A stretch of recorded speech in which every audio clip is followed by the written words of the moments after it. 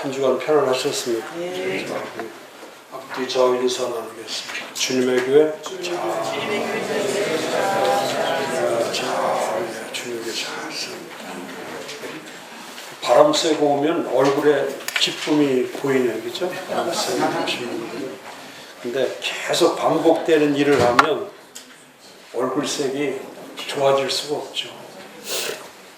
그래도 또 봄이 왔으니까 앞에 산을 보세요. 진짜 하루하루 파릇해지는 걸 보면 그 생명의 신비라는 게 얼마나 위대한 건지 우리가 알 수 있죠. 그런 말 있잖아요.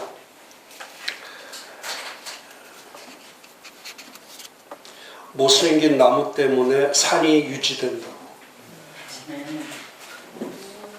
교회도 그렇죠. 좀 부족한 사람이 있어야 교회가 유지가 되지, 잘나고 똑똑한 사람만 있으면 그 산은 정말 하루아침에 벌거숭이 산이 돼버리고 말이죠. 누군가가, 그렇죠. 저도 이렇게 산에 이렇게 올라가 보면 분명히 작년에 거기에 진달래가 있었는데 그 진달래가 사라져버렸어요. 그리고 올해는 또 어떤 무슨 유행이 불었는지 그 진달래 나무가 굵기가 막 이런 굵기, 아주 굵어요. 이렇게 굵은 나무들인데 한 100그루를 다 잘랐어요.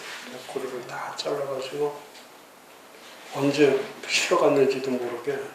그래서 올라가 보면 그 아름다운 진달래 큰 나무들이 거기가 군락지인데 이 지역이 철쭉꽃 진달래 군락지잖아요. 산들이. 근데 그 한 100그루가 없어진 걸 보니까 얼마나 벤자리들이 가서 이렇게 보고 있으면은 그 사람들이 그냥 보고 내버려 두지 않죠. 제가 그 생각하는 거예요.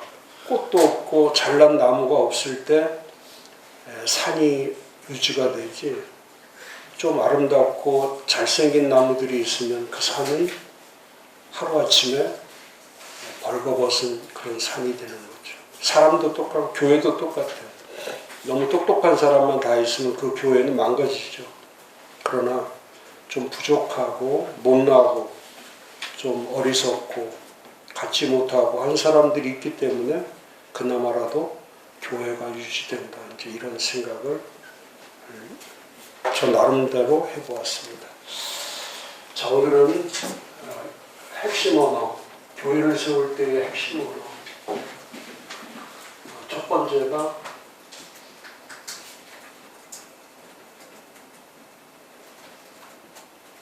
인버전, 반전.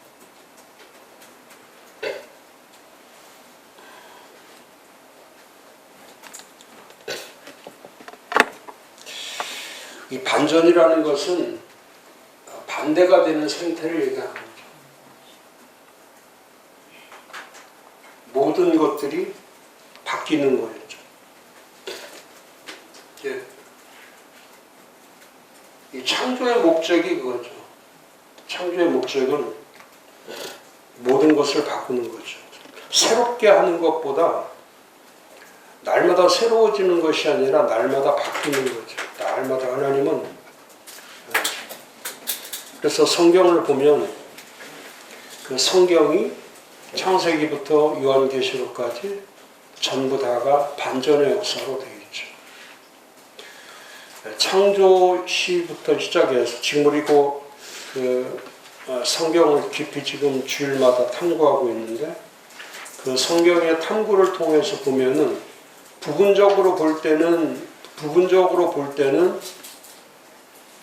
멈춰 있는 것 같지만은 성경 전체로 통해서 볼 때는 성경은 한 번도 멈춰지지 않고 계속해서 무엇인가가 진행되고 있다는 것을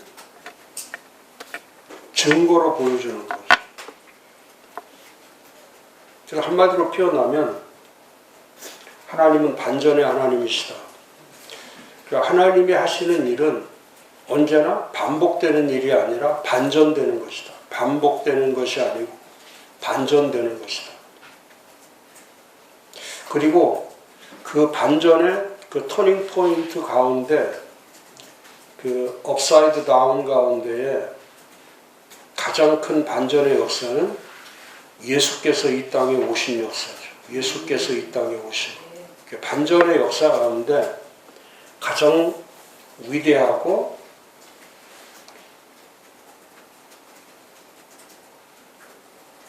가장 그 대반전의 역사로 일어난 것이 그 예수가 이 땅에 오셔서 세우신 세 가지의 반전이죠.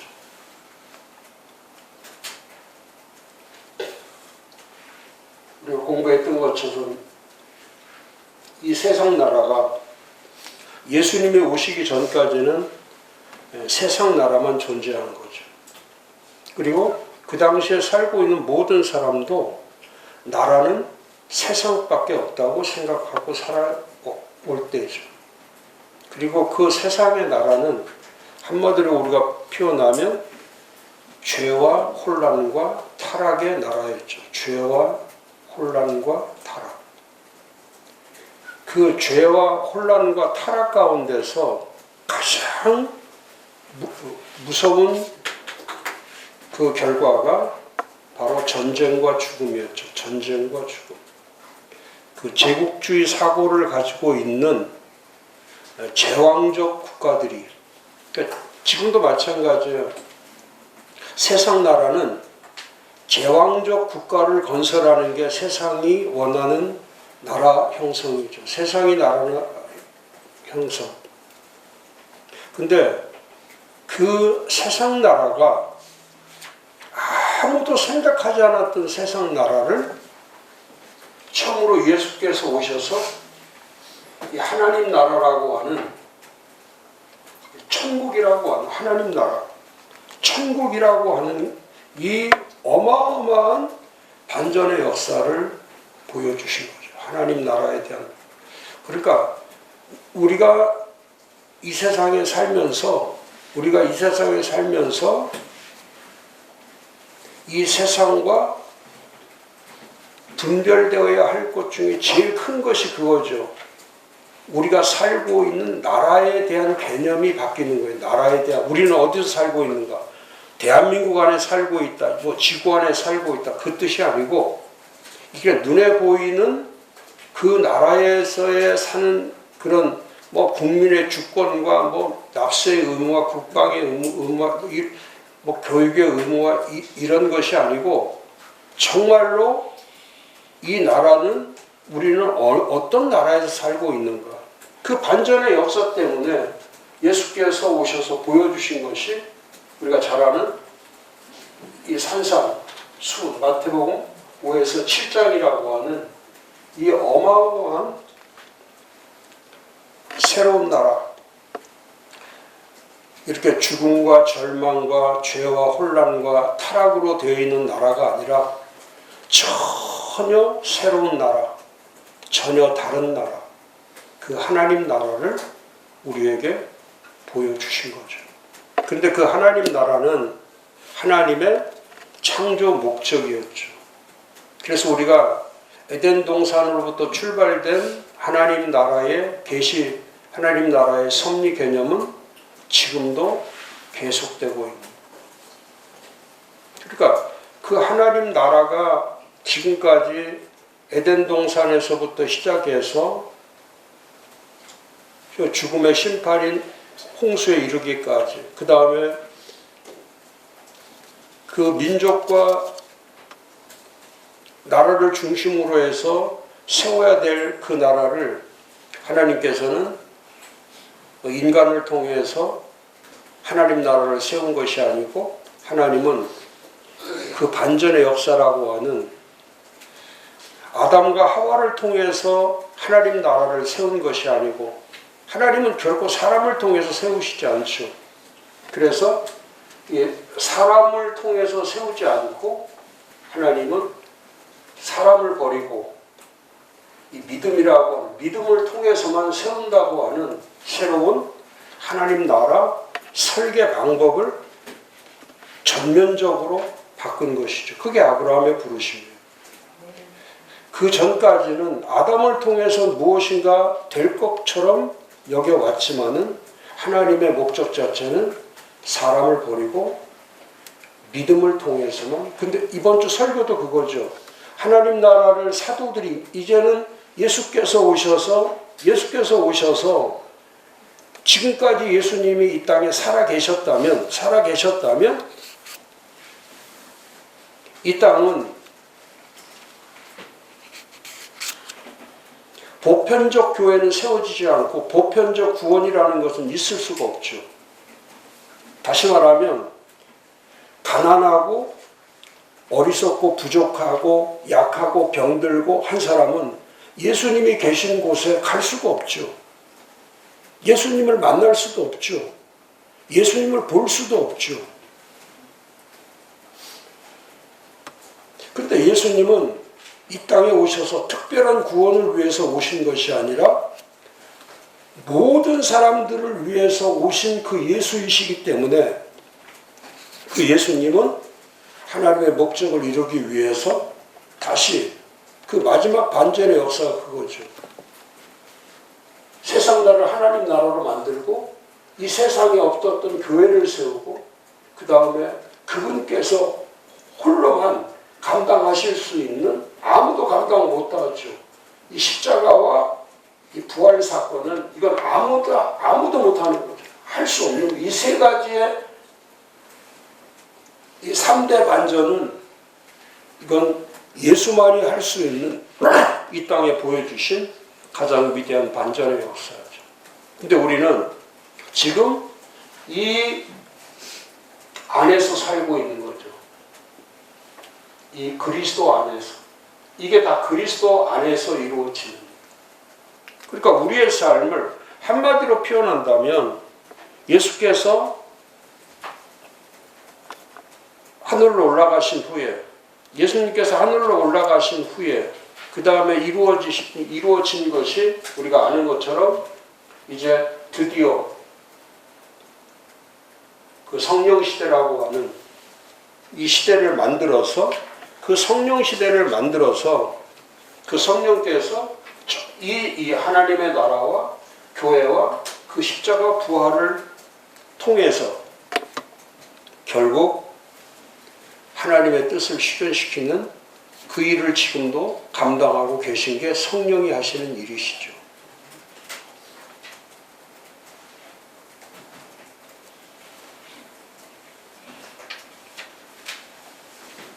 근데 지금 오늘 우리는 예수 믿는 사람에게도 그렇고 교회에서도 그렇고 목사도 그렇고 하나님 나라가 무엇인지를 전하고자 하는 사람들이 드물죠. 근데 이번 주가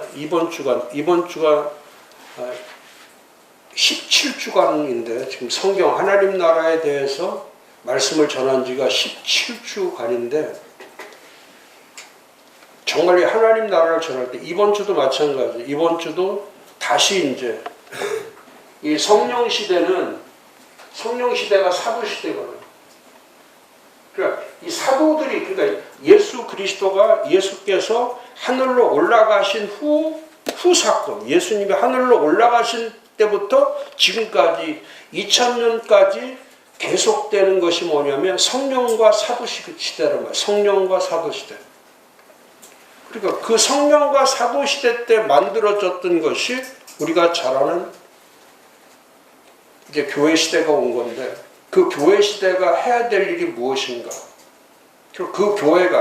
이 교회가 해야 될 일이 무엇입니까? 이건 앞뒤만 있으면 되는 거예요. 하나님 나라를 세우고 십자가 부활의 그리스도를 전하면 그게 되는 건데, 중요한 것은 지금 교회가서 볼 수 없는 것이 뭐냐? 하나님 나라를 볼 수 없고 십자가 부활을 볼 수 없다는 거예요.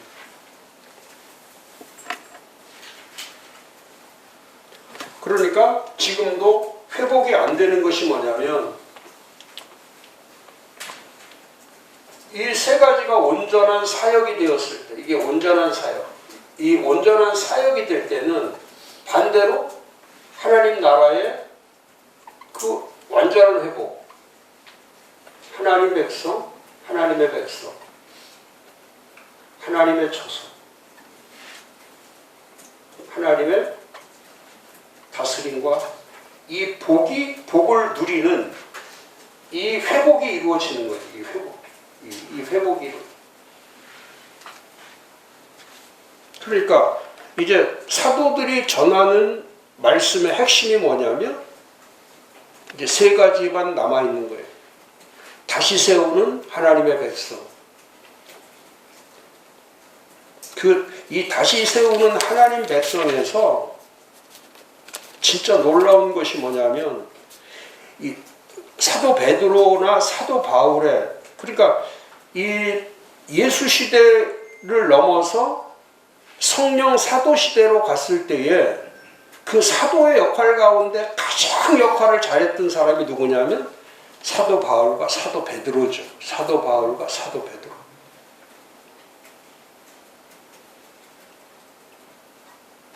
그러니까 사도 베드로는 수제자로서의 역할과 또 사도 바울은 직접 예수를 또 만나고 경험한 그 사도로서의 그 대반전의 역사, 이거는 진짜 상상할 수 없는 일이죠. 그리고 그들의 언어는 이제 이번 주 설교가 그 설교인데 그 사도 베드로가 썼던 가운데 반전의 역사가 뭐냐면 사도 바울처럼 언어 혁명을 일으킨 거예요. 언어에 대한 이 언어를 바꾸는 거. 그동안에 쓰는 언어 가운데 가장 큰 언어가 이 이스라엘이라는 언어였어요. 근데 이 사도 바울하고 사도 베드로가 버린 언어가 이스라엘을 버린 거예요. 그 다음에 이 유대인이라는 이 언어를 버린 거예요. 그리고 이 율법이라고 하는 이 언어를 버린 거예요. 그러니까 이걸 버리는 작업이, 우리는 지금도 이스라엘이 남아있어요. 근데 사도 베드로나 사도 바울의 머릿속에는 이스라엘이 남아있지 않아. 유대인이 남아있지 않아. 그 다음에 우리가 잘 아는 것처럼 이렇게 제사장이란 이런 단어들을 다 버리는 거야. 그러니까 예수를 믿으면서 얻는 것보다 어려운 것이 버리는 거예요. 예수를 믿으면서 힘든 과정이 뭐냐면 얻는 언어에서 버리는 언어로 바뀌는 것이 가장 힘든 거예요. 그러니까 베드로전서 2장 9절에 뭐라고 합니까? 그러나 너희는 택하신 족속이요 왕같은 제사장이요 거룩한 나라요 그 소유된 백성이니. 이 사람이 누굽니까? 이 사람이 누구예요? 어두운 데서 불러냄을 받은 이 사람들이 아니라 이방인이라니. 이방인. 그러니까 이 단어를 쓰는 거예요. 새로운 단어를 만드는 거예요. 유대인이 아니라 하나님의 목적은, 이제 하나님의 백성은 누가 하나님의 백성은